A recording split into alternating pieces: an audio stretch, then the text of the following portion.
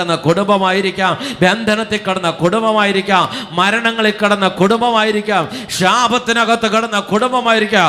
എന്ന ദൈവത്തിന്റെ ശബ്ദം കേട്ടോ നീ പോകാൻ തുടങ്ങും. വാചനം പറയാ, നീ ആ കുടുംബത്തിൽ ഒരു അനുഗ്രഹമായി മാറാൻ വരികയാണ്. നീ മുഖാന്തരം കുടുംബങ്ങൾ അനുഗ്രഹിക്കപ്പെടും, നിന്റെ തലമുറകൾ അനുഗ്രഹിക്കപ്പെടും.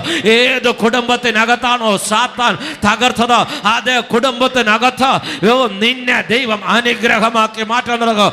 നീ ആ ഭവനത്തിനകത്ത് ചെല്ലുമ്പോൾ അനുഗ്രഹിക്കപ്പെടും. നീ മുഖാന്തരം നിന്റെ ബന്ധുക്കൾ അനുഗ്രഹിക്കപ്പെടും, നിന്റെ ജീവിത പങ്കാളി അനുഗ്രഹിക്കപ്പെടും, നിന്റെ കുഞ്ഞുങ്ങൾ അനുഗ്രഹിക്കപ്പെടും, നിന്റെ മാതാപിതാക്കൾ അനുഗ്രഹിക്കപ്പെടും, നിന്റെ സഹോദരന്മാർ അനുഗ്രഹിക്കപ്പെടും, നിന്റെ സഹോദരിമാർ അനുഗ്രഹിക്കപ്പെടും, നിന്റെ ചർച്ചക്കാർ അനുഗ്രഹിക്കപ്പെടും. കാരണം എന്താണെന്നറിയാമോ?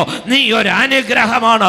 ദൈവം നിന്നെ ഒരു അനുഗ്രഹമാക്കി മാറ്റിയാൽ നീ മാത്രമല്ല, നിന്റെ സകല കുടുംബങ്ങൾ, നിന്റെ മുഴുവൻ ഫാമിലി മുഴുവനും ഒരു അനുഗ്രഹമായി മാറാൻ തുടങ്ങും.